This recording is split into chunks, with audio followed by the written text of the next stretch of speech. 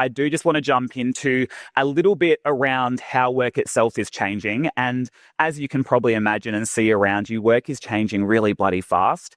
I often say we're experiencing change at the fastest rate in human history, but actually the slowest that we'll experience for the rest of our lives.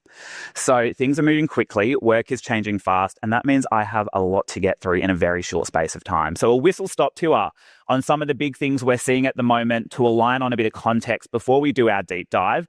And one of the biggest shifts is that work has changed from no longer being a place to being more of a concept. Work isn't where we go, work is what we do. And what I mean by that is for decades, we treated work as somewhere where we went. We would walk out the door and say, I'm off to work. Yeah.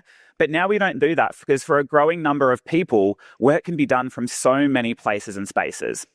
And so what this has meant is that in property and real estate, traditional shop fronts are being replaced and reimagined with some agents working remotely, independently, or in these digital first models as well. Then beyond where we work, when we work, has also fundamentally shifted. So the 9 to 5, the traditional 9 to 5, is well and truly dead because since COVID, what we've seen is that people want to and are working more flexibly. They want to work where and when they're most productive. It's moved from being an expectation to something, it's moved from being a perk to something that is actually an expectation. And in real estate, you guys have always been a bit ahead of the curve in this, mainly because of the always-on nature of the role. We've got home opens and viewings on weekends and whatnot.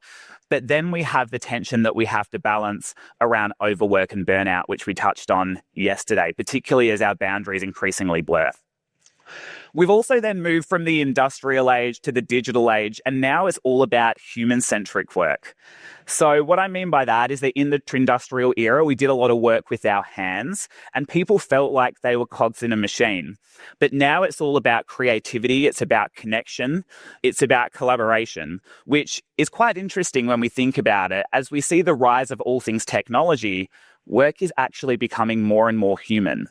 You think about your work as real estate agents, it's so important that you're focusing and investing on building relationships more than ever because of the technology that's able to do a lot of that administrative work for you.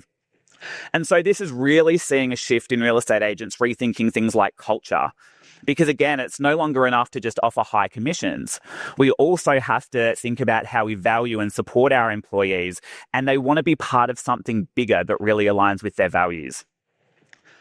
Now, at the same time as work is becoming more human, we're seeing power dynamics shift. So workers are having more bargaining power than they might have in the past, which means the question isn't just how do we attract great people, it's also how do we have the right to retain them.